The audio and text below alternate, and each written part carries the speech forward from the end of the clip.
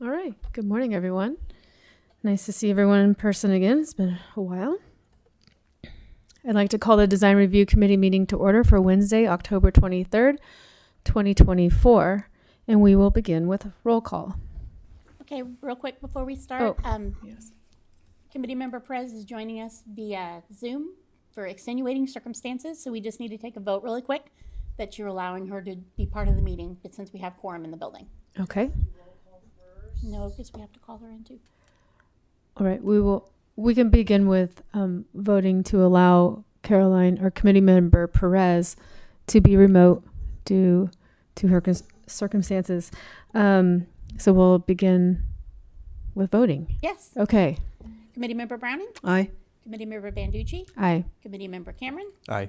And Committee Member Perez? I get to vote? Yes. Okay. Thank you. All right, very good. So then we will begin with, or not beginning with anymore. Our next step will be roll call. Okay, Committee Member Browning? Here. Committee Member Banducci? Here. Committee Member Cameron? Here. And Committee Member Perez? Here. And Committee Member Ellsworth is not with us today. Thank you. Okay, we have 5 sets of meeting minutes here for review by the committee. We can approve them all at once unless there's suggestions for corrections, but I will read off all the meeting minutes that we are to approve today. We have meeting minutes from May 22nd, 2024, June 12th, 2024, June 26th, 2024, July 10th, 2024, and August 14th, 2024 meeting minutes. Does the committee have any comments regarding those minutes? Do we have a motion to approve? We can, again, approve them individually, or we can approve them all together. Wouldn't it be more efficient to approve them all together? If the committee decides to do so, yes. I'd like to recommend that. Okay. I'll second. We have a motion and a second to approve all meeting minutes as proposed on the agenda today. Committee Member Browning? Aye. Committee Member Perez? Aye. Committee Member Cameron? Aye. And Chairwoman Banducci. Aye. Thank you. Motion carries. Thank you. Item C, public hearings continued. We have none. The same goes for item D, public hearings new. And old business, we have no items under that agenda item as well. That brings us to item F, new business. F.1, the California Department of Housing and Community Development, HCD. This is a presentation focusing on state housing laws and their local impact on Eureka. Hi, yes, thank you, Chair. Today we have Brian Heaton from the Department of Housing and Community Development going to do the presentation. Earlier this year, city staff and other agencies attended a similar presentation, and I believe I mentioned it probably months ago. So I'm glad we're finally here and he's able to present to us because it is really relevant for a lot of the projects we're working on. So with that, Brian Heaton, come on up. Thank you. Welcome, Brian. Do I still have the power to move that up for him? No, I don't. Does it rise up?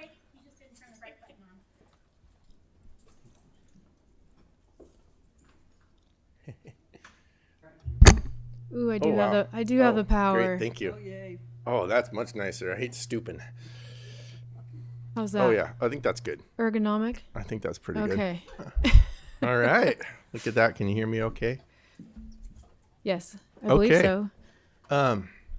Well, as introduced, my name is Brian Heaton, and I am a manager in the Housing Policy Division of HCD, specifically in the Housing Accountability Unit. So this presentation should take about 30 minutes. It's really condensed, which goes to show you how much California housing law is out there.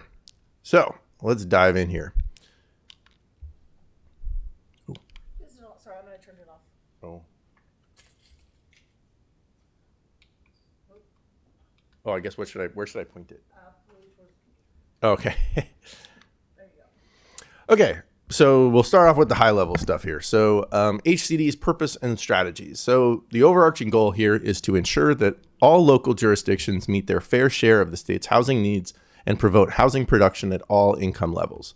This is done by supporting jurisdictions in promoting housing production through incentives and planning grants, providing education and technical assistance to help jurisdictions understand and implement the law, and to ultimately, if necessary, hold jurisdictions accountable for following the law through enforcement actions as needed. So what is a good project? I like to start out with this one because folks feel like, oh, what a good project is, that's subjective. What does the state think about a good project? And even though good is a very subjective word, we actually have a clear understanding in our instance. A good project is one that has the following characteristics.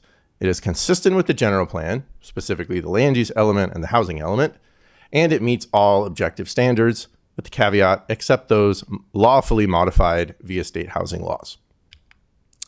So, real high level here, the California land use framework works like this. At the top, you've got the general plan, which is the constitution of the city. Underneath that, you have the specific plan or the zoning code, which are the implementation tools. And these come together to produce projects. So a key important question, or a key question here is, when staff and the city is evaluating a project, is the project consistent with the implementation tools, the specific plan or the zoning code? And also importantly, is the project consistent with the general plan? So what's really changed in the last few years, especially the last 6 or 8 years, is this transition in importance between what we think of as the front end and the back end of the process. The front end of the process is writing the general plan. Long, complex process, involves lots and lots of meetings, public input, workshops, all that. And then writing the implementation tools, the specific plan and the zoning code, committing those requirements to paper. And then on the back end, you have the actual review and conditioning of the project. So once the projects roll in, how is the city treating them? The big kind of $1 million question, or kind of $1 million takeaway on this one, is that recent laws are shifting the focus in California from the back end of the process to the front end. Or as we say in our office, get your homework done on Friday and you can have fun all weekend. So if that was upsetting, I put in a tranquil scene, dry lagoon, just to like breathe, because this is a shocker for some folks that have been used to the way things have been going over the last 30, 40 years. So with that, we'll continue. So California housing laws, there are a lot of them. There's about 25 that we enforce at HCD. There are a few others that we don't. Fortunately, we are only going to talk about these 3 today. But keep in mind, there are rules and regulations about every single thing that a city has to do or can't do with regard to housing. So just a few on that list. We've got housing element law, by right supportive housing requirements, rules about demolishing housing, limits on the number of hearings you can have, limits on how much parking you can require, surplus land act. If the city's getting rid of land, there are requirements on that. And it goes on and on and on. But we're only going to talk about the big 3 that I think of: the Housing Accountability Act, the State Density Bonus Law, and the Housing Crisis Act of 2019, which I'll be referring to as the HAA, SDBL, and HCA for brevity. So of these selected laws, we're going to talk about these 3, and this is where they live in statute. Those are all government code references. Starting with the biggie and most important. So this is a little quirky, and I know, but I feel like this is the easiest way to explain it. Imagine 2 people, person on the left. Isn't it frustrating when a city denies a project that meets all the city's zoning requirements? Person on the right. Yep, in my opinion, cities shouldn't be able to deny a project that follows the rules written right there on the page. Especially since cities are in the driver's seat when it comes to writing the rules anyway. They decide where residential uses are allowed, all of the development standards like setbacks and building heights. Agreed, as long as development standards are written objectively, a person should be able to read and understand the requirements directly from the code, not wait for a public hearing to learn if their roof pitch is compatible with the neighborhood. Agreed, and the bar to deny a compliant project should be set appropriately high. Yes, I think to deny a project or reduce the number of units in a project the city should need to make strict findings of denial. These findings of denial should be laid out in state law.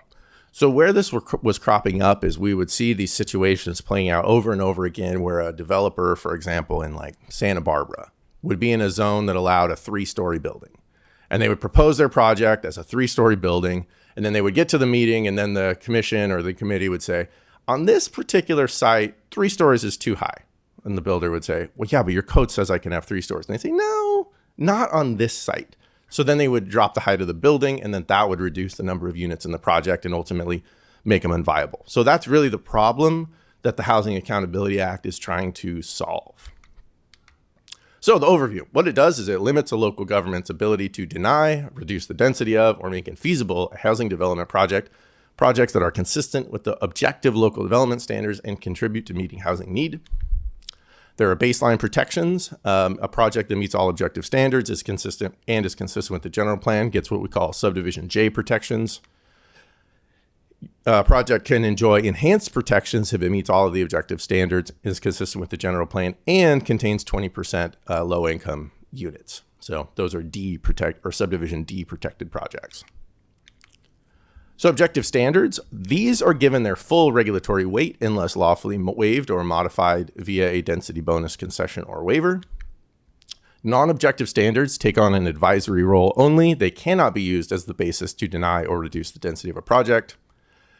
There is a reasonable person standard used to determine if a project meets a given objective development standard. This is important because in the past, basically the legal bar the deference was always given to the local government as to whether or not a project met the standard. Now that bar has been dropped dramatically down to the average person. So if you tapped the average person on the shoulder and said, do you think this project meets this particular standard? If they would think that, that's what the court is going to look at. And importantly, there are statutory findings of denial. So if a local agency feels it's appropriate to deny the project, they need to make specific adverse impacts. So it's critical to actually make the findings. Even if you have a basis to deny the project, you still have to put pen to paper and adopt it. It needs to be in the record. So that was the rapid fire HAA. Let's pivot over to the state density bonus law, which I think is even more fun. So density bonus law in a nutshell. Person on the left says, wouldn't it be cool if there was a way to build a brand new deed restricted affordable housing without any government subsidy? Of course, but that's impossible. Imagine if a developer could make a trade with the city. The developer chooses to add affordable units to their project and is then rewarded by being allowed to build more market rate units than they would otherwise be allowed. The two sides balance out and the development stays economically feasible. That's wild, but what about the development standards? More units equals bigger building. How would the bigger building meet the development standards, like building heights and setbacks? The developer would get to bend and break some of those development standards to make the project possible. Smart. So, density bonus law requires that local jurisdictions provide density bonuses and development incentives on a sliding scale to developers that propose to build affordable housing. Developers get to bend and break rules. They do this via concessions and waivers that are used to modify and eliminate development standards required to ensure that the project can be built at the density proposed. And just like HAA, and this is a pattern, statutory findings of denial apply to the project as well as the individually requested concessions and waivers. So again, if the city wants to deny one of these requests, it has to be done in the record, on writing, signed, sealed, and delivered. So what's the difference between an incentive and concession? Incentives and concessions live in subdivision D. They can include development standards or the more flexible zoning requirements. They have to be related to an identifiable and actual cost reduction. So this relates to the economic feasibility of the project. And they're limited in number. A developer gets to have between 1 and 4, depending on how affordable their project is. Development standard waivers live in subdivision E. They are based on the concept of physical preclusion, the physical constraint of the sites and structures. So if you get a 30% density bonus, it stands to reason that your building will need to be 30% taller. These are unlimited in number, and they only apply to development standards like setbacks, parking requirements, and building height, things like that. And finally, pivoting over to the Housing Crisis Act, the newest of the bunch. The concept here, person on the left says, Do you know what I find disagreeable? Person on the right says, what? Person on the left says, well, there are a few different land use decisions being taken by cities that I feel just aren't helping the housing crisis. Could you give some examples? I see issues with, number one, downzoning or otherwise reducing residential development capacity. 2, the imposition of development moratoria and development caps. And 3, the use of non-objective development standards. I see your point. It might be good to hold off on that type of stuff until we get our housing issues sorted out. So this law doesn't last forever, but it does last, I think, until 2030 if they don't extend it. So the overview is that it prohibits or limits certain land use related actions. And it's got 3 big things not to do. You can't downzone or reduce the residential development capacity. You cannot impose a moratorium or cap on development. And you cannot create non-objective standards.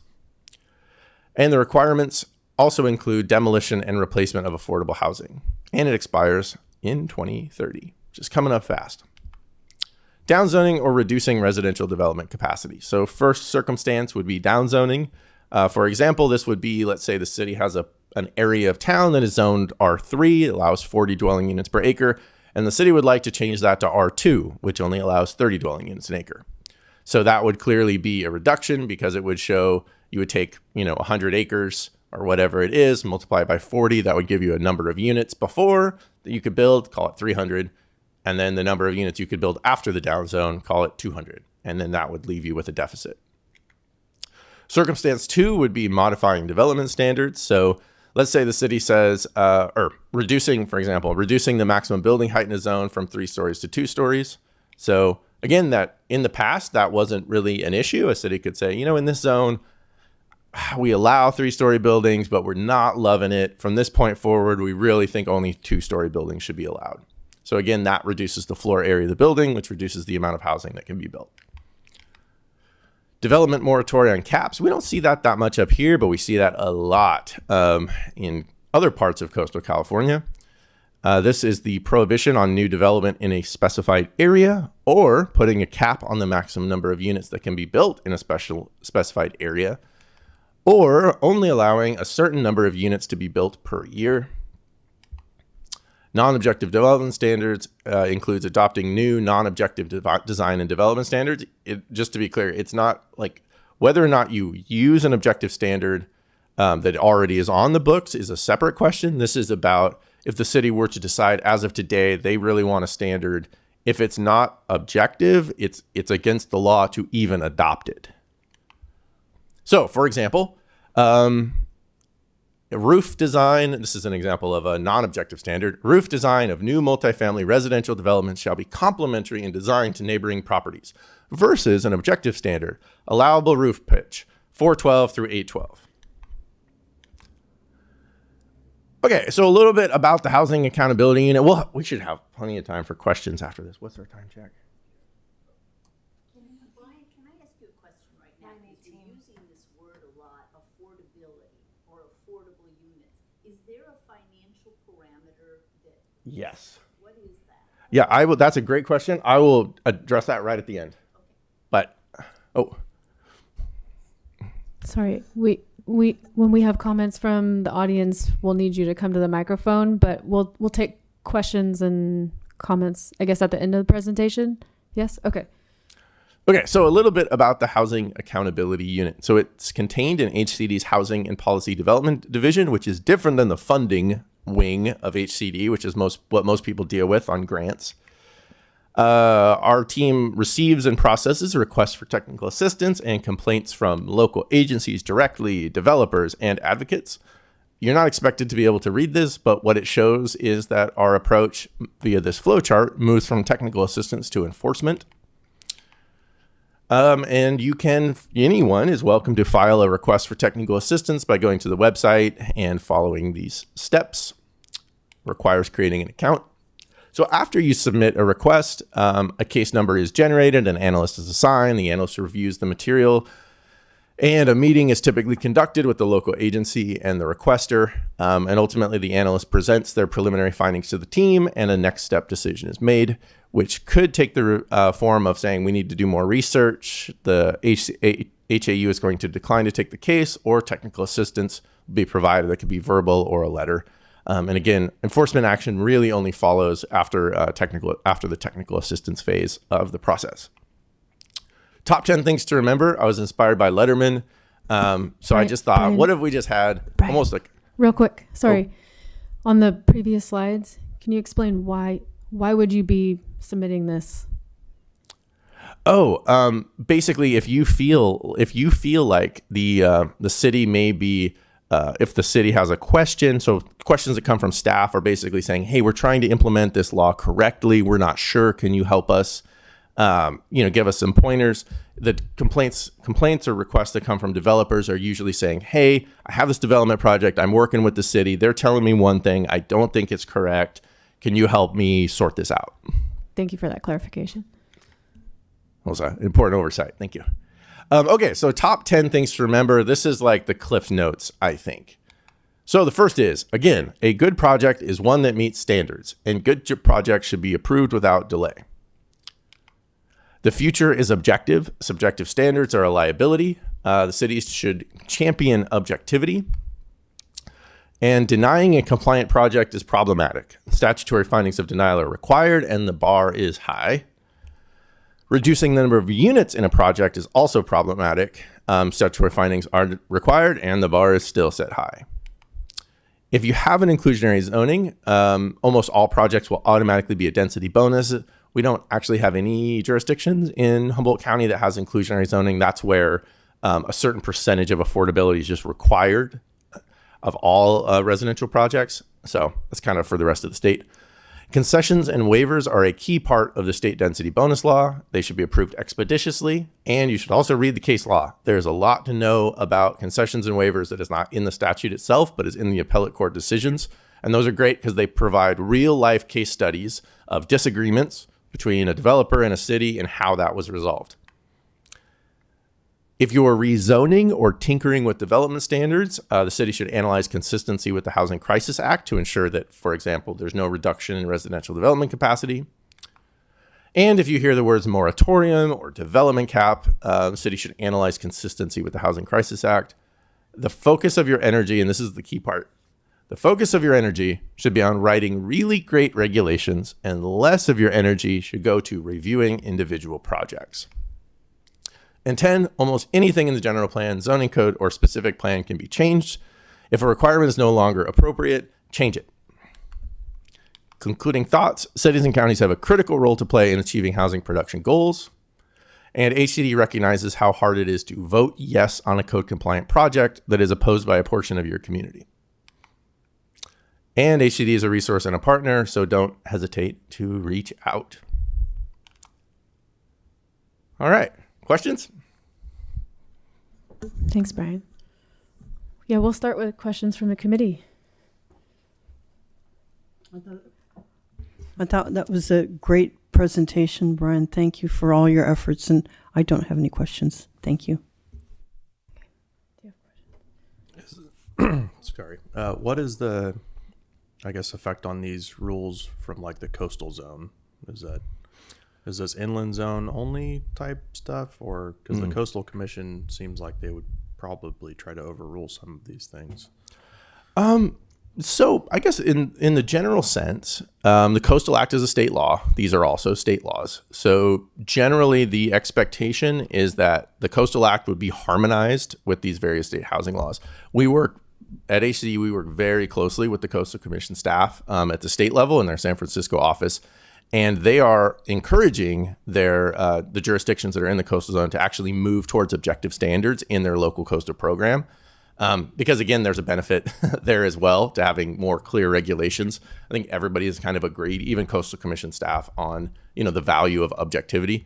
But you are correct that in some instances, through the coastal development permit process, it's not as explicit and as clear to sort out when some of those things need to be balanced. Okay. Caroline, did you have questions? No, I'm good. Great presentation. Thank you. Brian, I have kind of a big picture question. So obviously, as you stated, there was a whole slide full of laws and regulations. And we're in a community with a smaller population, and we have all these laws in place to develop housing for our community. I don't believe it's a one-size-fits-all situation, but how do all these laws and regulations come into play, you know, in a small community setting like this? Like, if we're not seeing a huge upswing of population growth, how do we as a community kind of meet those goals of the state while maybe our community may not be growing as significantly as other communities in the state of California?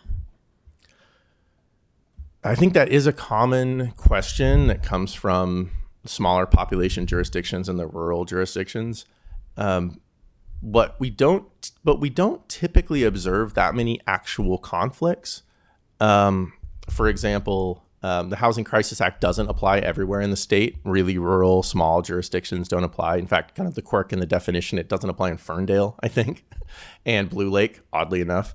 But I think if you go law by law, the principles apply universally. I think if you're building a fourplex in Red Bluff, you know, I think objective standards are valuable. I think it is important that somebody trying to build a fourplex in Red Bluff can see the objective standards, can know what the height of their building is, can know, you know, what the setbacks are. And I think that's just as true as if you're building 250 units in Los Angeles. In the other ones, for example, density bonus law. Density bonus law is there where it's a trade. The developer voluntarily adds deed-restricted affordable units that don't require any government subsidy, and in exchange, they get more units. I think that would apply also in, you know, Redding as much as, you know, like Palm Springs. So there is a little bit of, you know, I think that question pops up, but in practice, we don't see a lot of true glaring conflicts. Okay. I was just thinking of, like, is there a scenario in which we overbuild and then we have vacant buildings that are not maintained and taken care of, you know, and then, I mean, we see that with changing economy, right? We see our stores are full downtown, our stores are half empty downtown. You know, does that happen with the growth of housing and development? I know these are big conceptual kind of comments and thoughts, but, you know, just I think of that from just a growth and development standpoint, and kind of being in alignment with a growth of a community, whether it's large or small, you know, and how that could make an impact, because you could end up with buildings that aren't, you know, full of people, and then Are they based on need, or is it just some arbitrary number from the state that's like, you have to build 1,000 units this year, you know, and we only have 200 people that need houses, or what, you know? yeah. So that's more in the realm of the housing element process and housing element law. Critically, the regional housing needs allocation, or the RHNA. So that is a process that's recently been revamped to kind of improve it and involve it. But there is a process that the Department of Finance in Sacramento goes through. They look at every jurisdiction, each county, and they estimate the need, and it's based on actual data. How many people are moving there? What's the economy like? How's it growing? What the need is? And I think it is calibrated. So I think Humboldt County, if anybody knows the actual number for the 6th cycle RHNA, I think it was like 3,000 units. Yeah, for Humboldt County. I think Eureka got about 1,000 of those. So just for comparison, at a state of, you know, 40 million people, Humboldt County has about 130,000. So the number for Humboldt County is to say, hey, jurisdictions, attempt to build 3,000 units over 8 years. So 3,000 units relative to a population of 140,000, but divide that by 8 because it's an annual target. I mean, I wish my mental math was better. What's 3,000 divided by 8? You know, it's on an annual basis, it's not that extreme. It would be basically telling Humboldt to build about 100 units no, it'd be Humboldt County be doing about 300 units, 375. So you're spreading that out. Eureka is supposed to do about a third of that. So it's like, hey, Eureka, try to build 100 units per year in McKinleyville. try to build 75. Hey, Fortuna, try to build 30 homes per year. It's ultimately not that radical, I think, when you put it in those terms. And Southern California and the metro areas have incredible RENAs. I mean, the city of Anaheim has a RENA of like 50,000 units.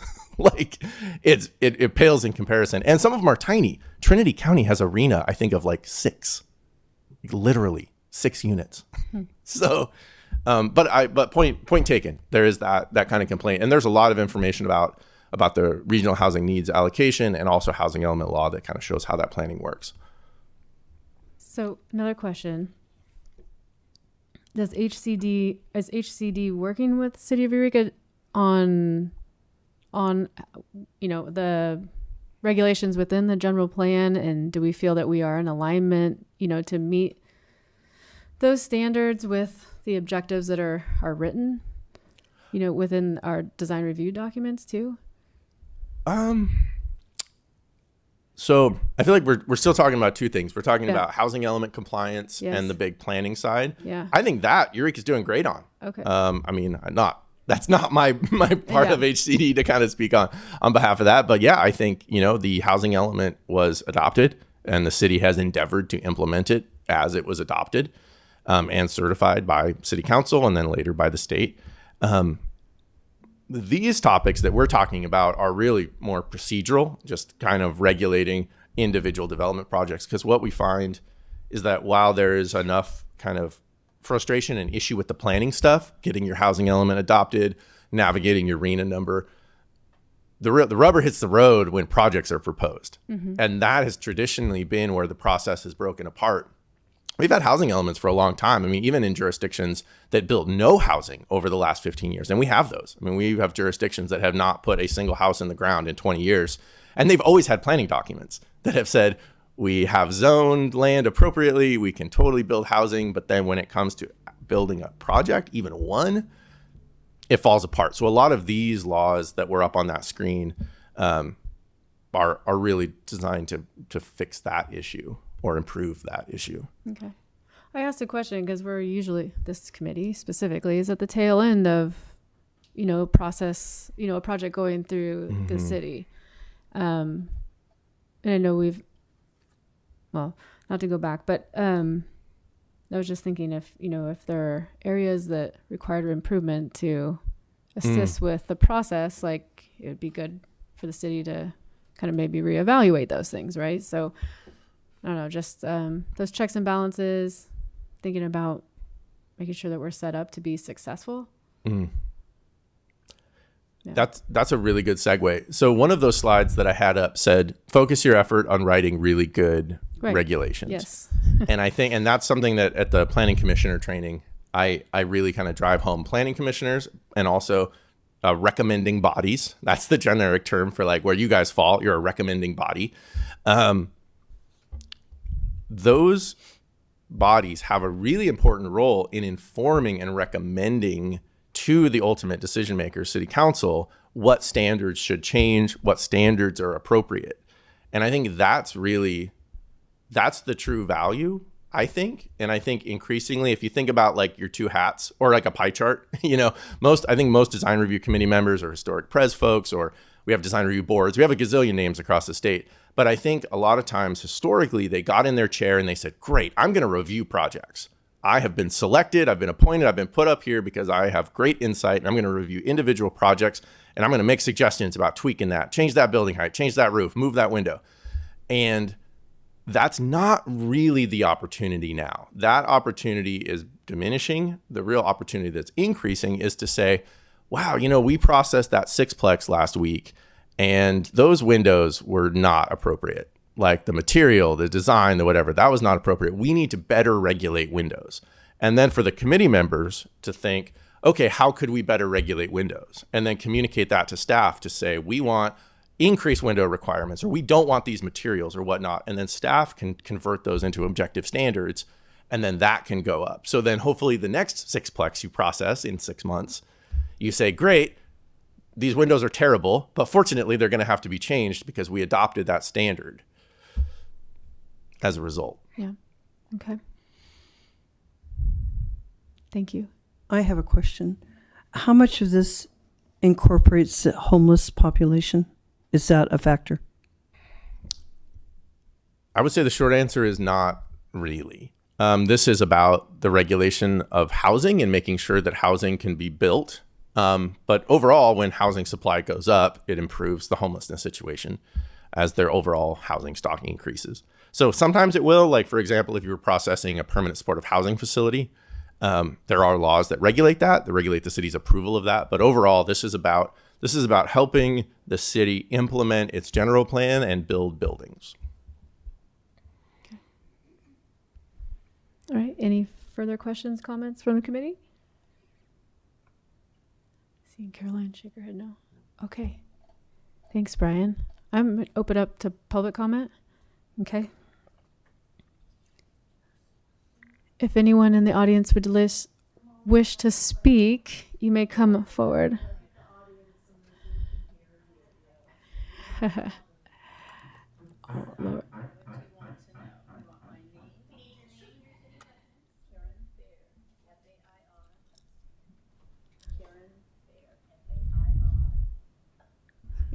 Okay, now can you hear me? All right, Karen Fair, Fair, Eureka.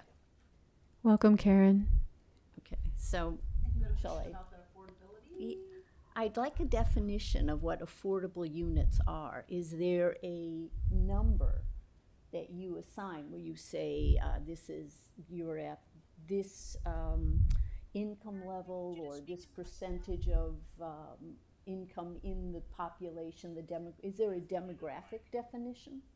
Karen, would you mind speaking more Okay. into the mic? All right. Sorry. And then the other question I have is I want to go back to your question, is if your city and county is having a decrease, which we are, in population, what rationale do you use for recommending 1,000 new units? Is that replacement stock? And then when I address that, I'm asking myself why we don't improve the existing empty residences that we have in too great abundance. You walk down any street and you see empty Victorian houses that I realize there are arguments that it's too expensive, and yet for the integrity of the neighborhood, I'd like to see those homes brought back to housing rather than plopping a sixplex with no setbacks, and that's my concern. Thank you. Okay.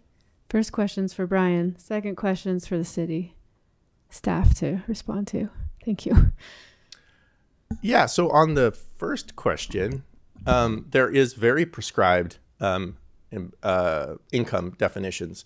So, and I can, if you give me your email address, I can actually send this to you. But every year, HCD creates basically a table that shows every single county, and it's based on what they call the AMI, the area median income. So I think our area median income says a household earns about $60,000, and deed restricted affordable units are set at, I believe, I'm going from memory here, that a very low income is 50% of AMI, and a low income unit I think is 80, and a moderate income unit is 100.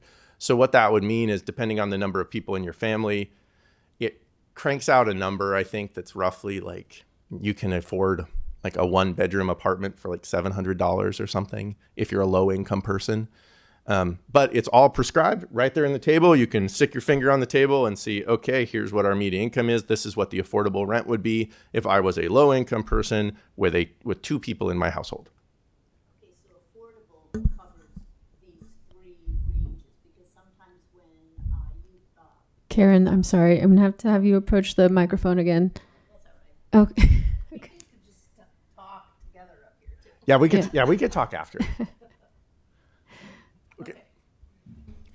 And then the second part of your question about if our population's going down, how come the city can't require vacant and unoccupied residential properties to require them to get fixed up?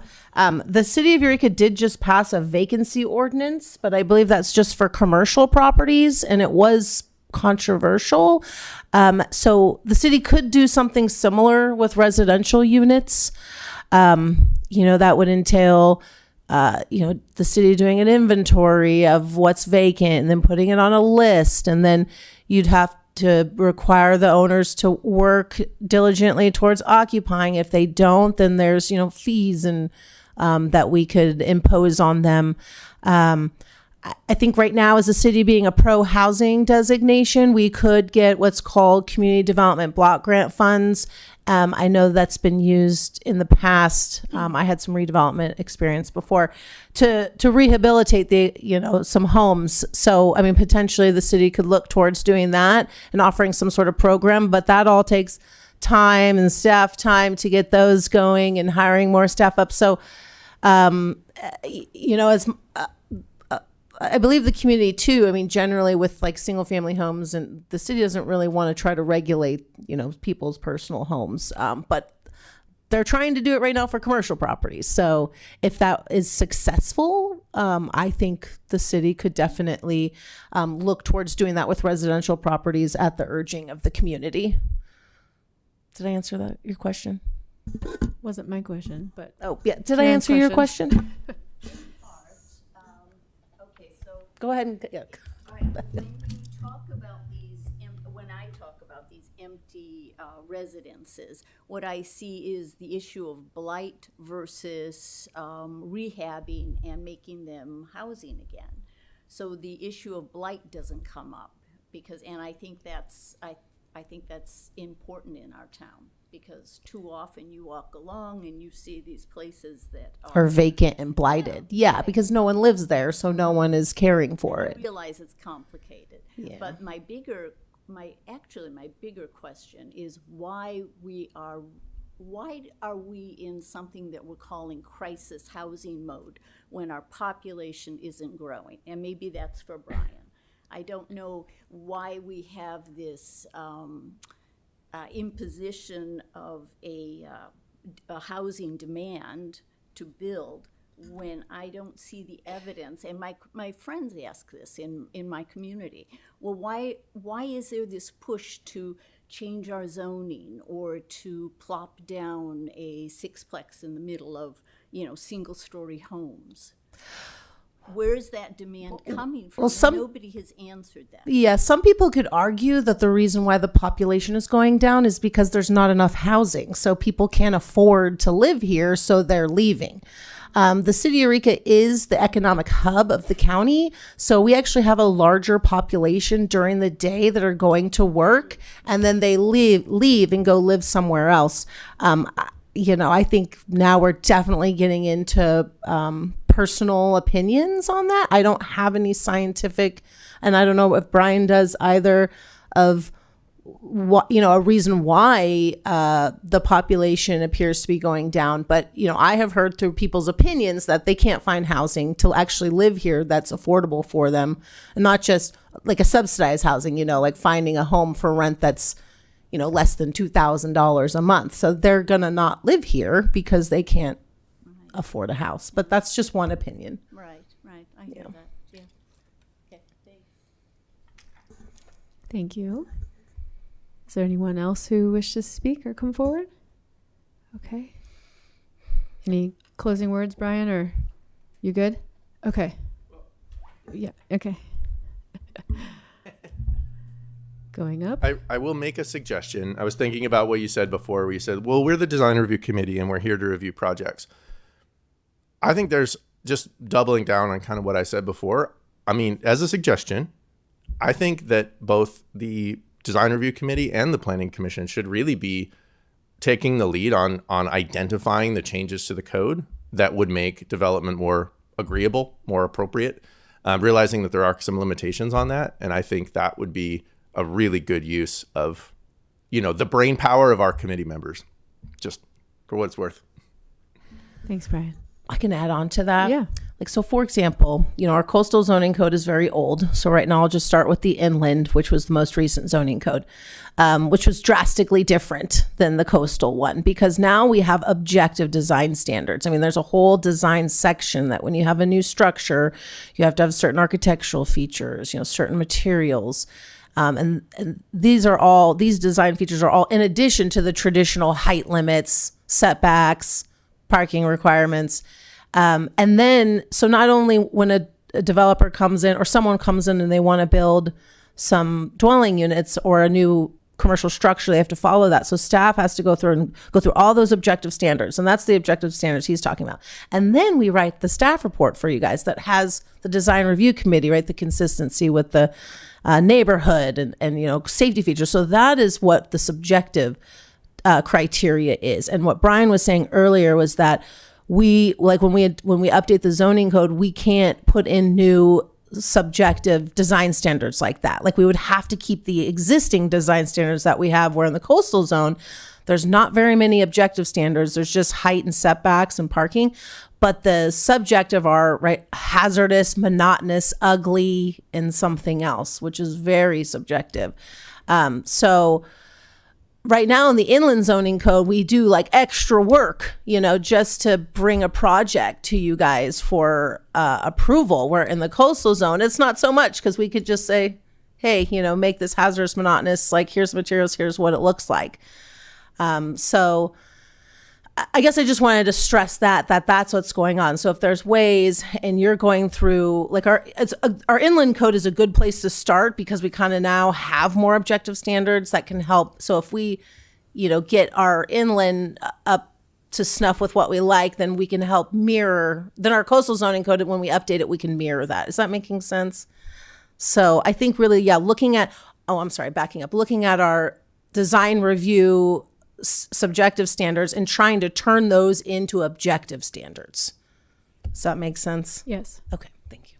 Because prior to having those design review guidelines revised, we only had the 3 or 4 criteria that we had to lean on, and now and the it state feels more robust now, because we have the much objective. clear objectives within those guidelines now. Yep. And if we, so say like a housing project in the coastal zone came forward and it complied with the very basic zoning requirements in the coastal zone, and then we denied it based on like, oh, I think it's ugly, right? That subjective standard. If we denied it, then someone would contact his department and the enforcement, and then they would come to us and say, this is illegal. That's based on a subjective standard that it's ugly.